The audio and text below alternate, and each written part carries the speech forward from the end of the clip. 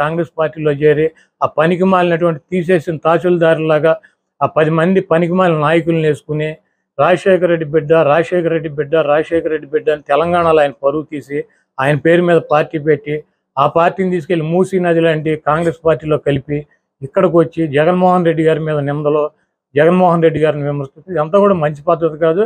ఆవిడకి ఏమైనా పర్సనల్గా ఉంటే పర్సనల్గా చూసుకోవాలి. వైఎస్ఆర్ కాంగ్రెస్ పార్టీ మీద జగన్మోహన్ రెడ్డి గారి మీద నిందలేసి జగన్మోహన్ రెడ్డి గారిని ఏదో చేద్దాము, రాజశేఖర రెడ్డి గారి ప్రత్యర్థులు దేబిఎన్ రాధాకృష్ణ, రామోజీరావు, చంద్రబాబు నాయుడు, రేవంత్ రెడ్డి వీళ్ళందరూ ఎవరో రాజశేఖర రెడ్డి గారిని సర్వనాశనం చేస్తానని చెప్పి తిరిగినాళ్ళు. పవన్ కళ్యాణ్ రాజశేఖర రెడ్డి గారు పంచి కొట్టి తరిమి కొడతానని చెప్పినటువంటి పవన్ కళ్యాణ్ వీళ్ళందరూ ఇళ్ళకెళ్ళి వీళ్ళందరితో కలిసి రాజశేఖర రెడ్డి గారు రక్తం పంచుకుని రాజశేఖర రెడ్డి గారి ఆశయాలని నిలబెట్టి ఈరోజు ఇంకా రాజశేఖర రెడ్డి గారు చనిపోయి 15 ఏళ్ళైనా రాజశేఖర రెడ్డి గారి పేరు రోజు ప్రతివాడు తలుస్తున్నాడంటే దానికి కారణం జగన్మోహన్ రెడ్డి గారు. తండ్రి పేరు నిలబెట్టినటువంటి తనయుడిని నాశనం చేయటానికి వచ్చి ఇవన్నీ కూడా రాష్ట్ర ప్రజలు గమనిస్తున్నారు. తప్పకుండా కాంగ్రెస్ పార్టీకి, సోనియా గాంధీకి, రాహుల్ గాంధీకి మాడు పగిలిపోయేటట్టు ఈ రాష్ట్ర ప్రజలు ఈసారి 0% ఓటింగ్ ఇస్తారు. ఇంకోటి చెప్పుద్ది ఆవిడ ఏ రోగానికైనా ఒకటే ట్యాబ్లెట్, పోలవరం అవ్వాలన్నా కాంగ్రెస్ అధికారంలోకి రావాలి, ప్రత్యేక హోదా రావాలన్నా కాంగ్రెస్ అధికారంలోకి రావాలి, స్టీల్ ప్లాంట్ అయినా కాంగ్రెస్ అధికారంలోకి రావాలి, ఏ సమస్య తీరాలన్నా కాంగ్రెస్ అధికారంలోకి రావాలని చెప్పింది. అసలు కాంగ్రెస్ పార్టీ ప్రతిపక్ష హోదా వచ్చే పరిస్థితి ఉందో ఈరోజు రాష్ట్రంలో? మోడీ గారికి 350 సీట్లు వస్తాయని చెబుతున్నారు. నరేంద్ర మోడీకి 350 సీట్లు వస్తాయని ప్రతి సర్వేలన్నీ చెబుతున్నారు. చెబుతుంటే కాంగ్రెస్ పార్టీ అధికారంలోకి వద్దంటే నితీష్ కుమార్ వెళ్ళిపోయాడు, మమతా బెనర్జీ వివాదాలు, ప్రతి వాళ్ళు ఇండియా కూటమి పెట్టారు. ఆ కూటమి ఒక్కొక్కటి వెళ్ళిపోతున్నారు. ఈరోజు కాంగ్రెస్ పార్టీ ఏంటి అధికారంలోకి వచ్చే? రాహుల్ గాంధీ అక్కడ ఎంపీకి గెలుస్తాడా? మొన్న యూపీలో ఓడిపోయాడు. ఈసారి సోనియా గాంధీ, రాహుల్ గాంధీ అసలు ఎంపీలకు గెలిచే పరిస్థితి ఉందా? అదో తీసేయడానికి సిద్ధంగా ఉన్న పార్టీని దాన్ని పట్టుకొచ్చి డిస్పోజల్ పార్టీని రాహుల్ గాంధీ మొదటి సంతకం పెడతాడంట. ఎక్కడ పెడతాడు మొదటి సంతకం? ఎక్కడ పెడతాడు? ఆ ఎంపీ కూడా కాడు. ప్రధానమంత్రి రాహుల్ గాంధీ అయ్యే పరిస్థితి ఉందా? మనం బతికుండగా రాహుల్ గాంధీని ప్రధానమంత్రిగా చూడగలమా ఈ దేశంలో? అది తీసేసిన పార్టీ. 30 రాష్ట్రాలు ఉంటే కనీసం 25 రాష్ట్రాలు అసలు ఆ పార్టీనే లేదు. రాహుల్ గాంధీ ప్రధానమంత్రి అవుతాడు. రాహుల్ గాంధీ ప్రధానమంత్రి కాదు, ఎంపీ కూడా అవడు. పార్టీ కోసం ఏదన్నా ఎక్కడన్నా ప్రచారం చేశారా? వైఎస్ఆర్ కాంగ్రెస్ పార్టీ కోసం ఎక్కడన్నా ఆవిడ పనిచేసిందా? 2014లో వైఎస్ఆర్ కాంగ్రెస్ పార్టీ ఓడిపోయి 23 సీట్లు 23 మంది ఎమ్మెల్యేలను చంద్రబాబు తీసుకుని వెళ్ళిపోతే జగన్మోహన్ రెడ్డి గారు ఇడుపులపై నుంచి ఇచ్చేపురం వరకు పాదయాత్ర చేశాడు. ఆ పాదయాత్రలో ఆవిడ ఎక్కడన్నా పాల్గొందా? లేకపోతే వైఎస్ఆర్ కాంగ్రెస్ పార్టీ కోసం, కార్యకర్తల కోసం, నాయకుల కోసం, కార్యకర్తల మీద, నాయకుల మీద దాడులు జరిగి చంద్రబాబు నాయుడు ఆధ్వర్యంలో తెలుగుదేశం పార్టీ నాయకుల్ని చంపితే, కార్యకర్తలను చంపితే ఆవిడ ఎక్కడికన్నా వచ్చిందా? 5 సంవత్సరాల్లో 20 రోజులు ఎలక్షన్ నోటిఫికేషన్ వచ్చినాక 20 రోజులు బస్సులో ఆవిడ ఒక 40 మీటింగులు చెప్పింది. ఆవిడ 20 మీటింగులు 20 రోజులు 40 రోజులు 40 మీటింగులు చెబితే వైఎస్ఆర్ కాంగ్రెస్ పార్టీకి 151 సీట్లు వచ్చినాయి. జగన్మోహన్ రెడ్డి గారు 16 నెలలు జైల్లో ఉంటే ఆవిడ 7 నెలలు పాదయాత్ర చేసింది. ఆవిడ పాదయాత్ర చేయగానే ఆవిడ గెలిపించేసిందా 2014లో వైఎస్ఆర్ కాంగ్రెస్ పార్టీని? నేను కష్టపడ్డానంటే ఎవరి కోసం కష్టపడింది ఆవిడ? ఈ రాష్ట్ర ప్రజల కోసం కష్టపడింది, అన్న కోసం కష్టపడ్డాను, నిస్వార్థంగా కష్టపడ్డానని చెబుతుంది. నిస్వార్థంగా కష్టపడినప్పుడు ఇప్పుడు ఈ రోజు వచ్చి 4 సంవత్సరాలకే ఇంకా ఎన్నికలు 3 నెలలు ఉందనగా స్టీల్ ప్లాంట్ ప్రైవేటీకరణ చేసేస్తున్నాడు మోడీ. ఏం చేయాలి? ఈవిడ నిన్న లేఖ రాసింది. మేము ఇట్లాంటి లేఖలు 100 రాసాం. ఇటువంటి లేఖలు 100 రాసాం. పోలవరం ప్రాజెక్టు కేంద్రం కట్టాల్సినటువంటి ప్రాజెక్టు చంద్రబాబు నాయుడు తీసుకున్నాడు. ఆ రోజు ఏమన్నా మాట్లాడింది ఈవిడ? ఒక 50,000 కోట్ల రూపాయల ప్రాజెక్టుకి నిర్వాసితులకు ఇవ్వాలి. మన డబ్బులు ఏమైనా తెచ్చేస్తుందా? ఏం చేయాలి? మరి కాంగ్రెస్ పార్టీ పెట్టినటువంటి వాగ్దానాలు అమలు చేయలే. మరి దేశవ్యాప్తంగా కాంగ్రెస్ ఎందుకని రిజైన్ చేయట్లా? కాంగ్రెస్ పార్టీ ఎందుకు పోరాట్లా? మేము పెట్టిన చట్టం ఎందుకు చేయవు మోడీ అని చెప్పి వాళ్ళు ఎందుకు అడగట్లా? వాళ్ళకి బాధ్యత లేదా? అది ప్రతిపక్ష పార్టీ కదా దేశంలో కాంగ్రెస్ పార్టీ. వాళ్ళకేం సంబంధం లేదా కాంగ్రెస్ పార్టీకి ఆంధ్రప్రదేశ్ గురించి? ఈ 10 సంవత్సరాల్లో ఏమన్నా కాంగ్రెస్ పార్టీ పార్లమెంట్లో అడిగింది ఆంధ్రప్రదేశ్ గురించి? మన ఏమైనా ఎంపీలతో రిజైన్ చేయించిందా? మొన్న ఏముంటుంది ఆవిడ ప్రతిపక్ష నాయకుడిగా ఉండగా ఎంపీలతో రిజైన్ చేయించావు, అవిశ్వాస తీర్మానం పెట్టామని చెప్తుంది. ఎవరు పెట్టారు అవిశ్వాస తీర్మానం? ఎంపీలతో ఎవరు రిజైన్ చేయించారు? చంద్రబాబు నాయుడు గారి పార్ట్నరు, దత్తపుత్రుడు పవన్ కళ్యాణ్ ఆ రోజు జగన్మోహన్ రెడ్డి నీకు దమ్ముంటే అవిశ్వాస తీర్మానం పెట్టు, నేను ఢిల్లీ వెళ్ళి డిఎంకేతో అన్న డిఎంకేతో మాట్లాడతాను, అట్లాగే కర్ణాటక వెళ్ళి దేవగౌడ్ గారితో మాట్లాడతాను, పశ్చిమ బెంగాల్ వెళ్ళి మమతా బెనర్జీ గారితో మాట్లాడతాను, యూపీ వెళ్ళి వాళ్ళతో మాట్లాడతాను, బీహార్ వెళ్ళి వీళ్ళతో మాట్లాడతాను ఆయన చెప్పాడు. నువ్వైతే మాట్లాడి మేము అవిశ్వాస తీర్మానం పెడతానని పెట్టాం. పెడితే చంద్రబాబు నాయుడు వచ్చి నేనే పెడతానని చెప్పి ఆయన పెట్టాడు. పవన్ కళ్యాణ్ కదా అవిశ్వాస తీర్మానం పెట్టి జగన్మోహన్ రెడ్డి నీకు దమ్ముంటే వాళ్ళందరితో మాట్లాడి నీకు మద్దతు తెలిపిస్తానని చెప్పింది. నువ్వు మాట్లాడు, దమ్ముంటే కాంగ్రెస్ పార్టీతో మాట్లాడు, మోడీ గారి మీద అవిశ్వాస తీర్మానం పెట్టించు. ఆ రోజు పవన్ కళ్యాణ్ తీసుకున్న పాత్ర నువ్వు తీసుకో.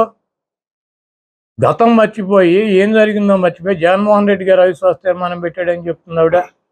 కనీసం ఈ రాష్ట్రంలో ఏం జరుగుతున్నాయి పరిస్థితులు కూడా ఆవిడకి తెలవనటువంటి పరిస్థితి. ఇక్కడ జరుగుతున్నటువంటి 17 మెడికల్ కాలేజీలు కట్టాం, అది అభివృద్ధి కాదా? 16,000 మంది సచివాలయాలు కట్టాం, అది అభివృద్ధి కాదా? 10 మందికి ప్రతి గ్రామంలోని సచివాలయం ఎంప్లాయ్మెంట్ ఇచ్చాడు. దాదాపు 2 లక్షల పైన సచివాలయంకి ఉద్యోగాలు ఇచ్చారు, గవర్నమెంట్ ఉద్యోగాలు. 53,000 మందిని మెడికల్ సిబ్బందిని తీసుకున్నారు. అదేవిధంగా 2,57,000 కోట్ల రూపాయల సంక్షేమ కార్యక్రమాల కింద అనేక కుటుంబాలకు ఆర్థిక సహాయం చేశాం. అదేవిధంగా 4 షిప్ పోర్టులు రన్నింగ్లో ఉన్నాయి, కడుతున్నారు. షిప్ జట్టీలు కట్టాము. అదేవిధంగా నాడు నేడు మీద 45,000 మంది పిల్లలకి, చదువుకునే పిల్లలకి స్కూల్స్ ఆధునీకరణ చేశారు. వాళ్ళకి మంచి బట్టలు, బూట్లు, వాళ్ళకి ఇంగ్లీష్ మీడియం, వాళ్ళకి ఉన్నతమైనటువంటి విద్య చెప్పించేటువంటి కార్యక్రమం, వాళ్ళకి భోజనాలు పెట్టేటువంటి కార్యక్రమం. ఆరోగ్యశ్రీలో రాజశేఖర రెడ్డి గారు పెట్టిన 1000 అంబులెన్సులు తీసుకొచ్చారు. చంద్రబాబు నాయుడు మూల పడేస్తే 104లు ఇంటింటికి వెళ్ళి మెడికల్ క్యాంపులు పెట్టి ఆరోగ్యాన్ని రాజశేఖర రెడ్డి గారి పేరు పెట్టి వైఎస్ఆర్ ఆరోగ్యశ్రీ దాని పేరు. ప్రతి పథకానికి రాజశేఖర రెడ్డి గారి పేరు పెట్టి రాజశేఖర రెడ్డి గారు అడుగుజాడలో నడుస్తున్నటువంటి వ్యక్తి జగన్మోహన్ రెడ్డి గారు. మీకేమన్నా తగాదాలు ఉంటే మీకేమన్నా అంటే పర్సనల్గా మాట్లాడుకోండి. ఊరిని ఆ కాంగ్రెస్ పనికిమాలిన పార్టీలో చేరి రాష్ట్రాన్ని సర్వనాశనం చేసి విడగొట్టినటువంటి ఆ చంద్రబాబు నాయుడు టీడీపీ తలుపులు తీస్తే వైసీపీ ఖాళీ అంటారు. చంద్రబాబు నాయుడికి మతి భ్రమించి మా పార్టీలో జరుగుతున్నటువంటి సీట్ల మార్పులు చేర్పుల గురించి, అదేవిధంగా కదలరా అని చెప్పి ఈయన కదిలి వెళుతూ వాళ్ళ దగ్గరికి ఉపన్యాసాల్లో అక్కడ ఉన్నటువంటి శాసనసభ్యుల్ని, మా మంత్రుల్ని, మా ముఖ్యమంత్రిని ఆయనకి నోటికి ఇష్టం వచ్చినట్టు ఇట్టే కార్యక్రమం పెట్టుకున్నాడు. ప్రజలకు ఏం చేస్తానన్నది చెప్పట్లేదు. నిన్న చంద్రబాబు నాయుడు తలుపులు కనుక తీస్తే మా పార్టీ ఖాళీ అవుతుందని చెబుతున్నాడు. చంద్రబాబు నాయుడు కొంప, గోడు, తలుపులు అన్నీ కూడా 2019లో ఈ రాష్ట్ర ప్రజలు పీకి ఆయన్ని హైదరాబాద్ పార్సిల్ చేశారు. చంద్రబాబు నాయుడు వయసు వచ్చింది కానీ బుద్ధి రాల. జగన్మోహన్ రెడ్డి గారు అధికారంలో ఉండి ఈరోజు 58 మంది అభ్యర్థులను మార్చాడు. ఇంకో 10 మందో 12 మందో 15 మందో ఈ 1-2 రోజుల్లో కూడా మార్చి 175 మంది శాసనసభ్యులు, 25 మంది ఎంపీలు లిస్టుని అనౌన్స్ చేస్తున్నాడు. దాంట్లో ఒక 5-10 మందో సీట్లు రానాళ్ళలో చంద్రబాబు దగ్గర మేము తీసేసిన వాళ్ళం చంద్రబాబు నాయుడు తలుపులు తెస్తే చంద్రబాబు నాయుడు దగ్గర చేరుతారు.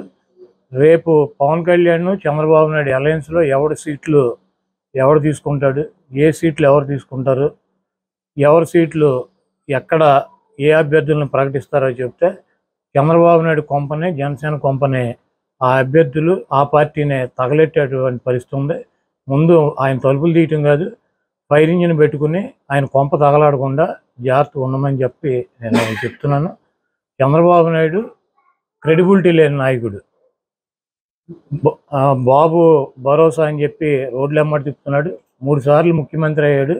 600 వాగ్దానాలు ఇచ్చి ఏ వాగ్దానాన్ని నెరవేర్చినటువంటి చరిత్ర లేనటువంటి, క్రెడిబిలిటీ లేనటువంటి నాయకుడు ఈ రాష్ట్ర ప్రజల దృష్టిలో ఉన్నాడు.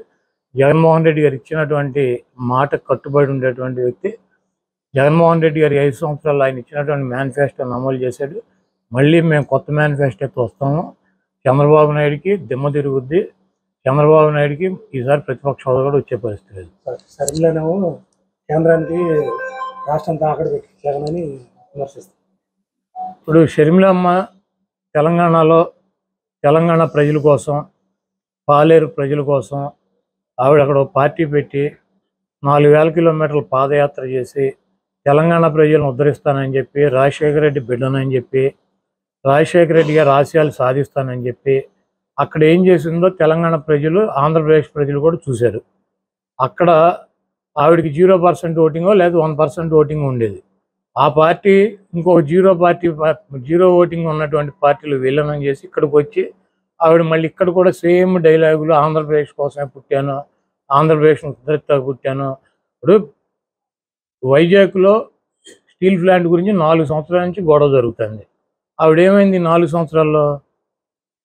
4 సంవత్సరాల్లో ఏమైంది? పోలవరం ప్రాజెక్టు ఇప్పుడు గుర్తొచ్చింది ఆవిడకి. ఇవన్నీ కూడా రాజకీయంగా ఏదో రకంగా ఒక పదవిలోకి రావాలని చెప్పి కాంగ్రెస్ పార్టీ ప్రాపకం కోసం జగన్మోహన్ రెడ్డి గారి మీద నిందలేస్తూ తిరుగుతుంది. ఆవిడ పార్టీ కోసం కష్టపడ్డాను, పార్టీ కోసం ఇది చేశాను, అది చేశానని చెప్తుంది. ఆవిడ డెఫినెట్గా వైఎస్ఆర్ కాంగ్రెస్ పార్టీ కోసం, జగన్మోహన్ రెడ్డి గారి కోసం, రాజశేఖర రెడ్డి గారి కోసం, ఆవిడ కుటుంబం కోసం ఆవిడ కష్టపడి ఉండొచ్చు. అయితే ఆవిడ 2014 ముందు 2012లో జగన్మోహన్ రెడ్డి గారు జైలుకి వెళ్ళినాక సెప్టెంబర్లో పాదయాత్ర చేసింది. ఆవిడ 4000 కిలోమీటర్లు నడిచాను అంటుంది. అప్పుడు వైసీపీ అధికారంలో వచ్చింది. ఆవిడ నడిచినప్పుడు 2014 నుంచి 2019 దాకా ఎలక్షన్ జరిగినటువంటి 20 రోజులు తప్పించి ఆవిడ ఎక్కడన్నా వైఎస్ఆర్